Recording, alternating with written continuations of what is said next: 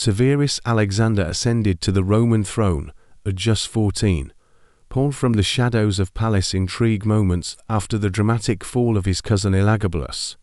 The Praetorian Guard, desperate for stability, hailed the quiet, thoughtful boy as emperor, yet behind him stood a far greater force: his grandmother Julia Maesa and his brilliant, iron-willed mother Julia Mamaea, who would guide his early reign with a mix of wisdom and control. From the beginning, Alexander sought to restore dignity to an empire reeling from chaos.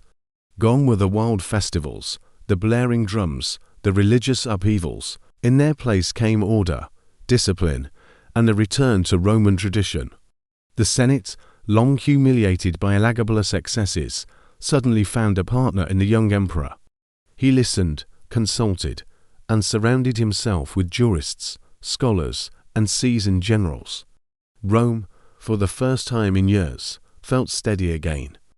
Under his rule, coins bore messages of peace and justice, taxes were lightened, corruption scrutinized, and discipline restored to the legions. Alexander was a ruler who tried to govern not with spectacle, but with reason. Many compared him to the wise emperors of the past: Nerva, Trajan, and Antoninus Pius, as if the golden age of Rome rise again.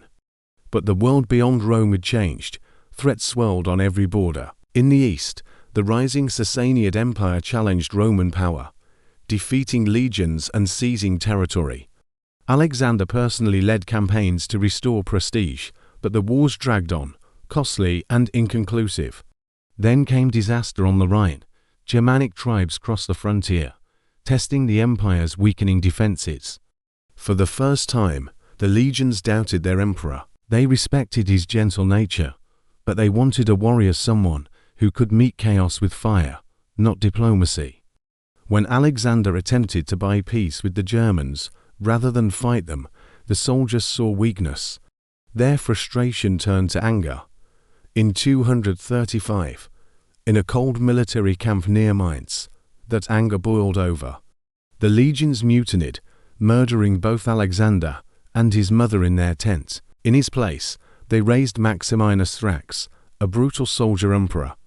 With Alexander's death, the Roman Empire plunged into the crisis of the 3rd century. His reign wise, peaceful, and hopeful became the last calm breath before decades of storm.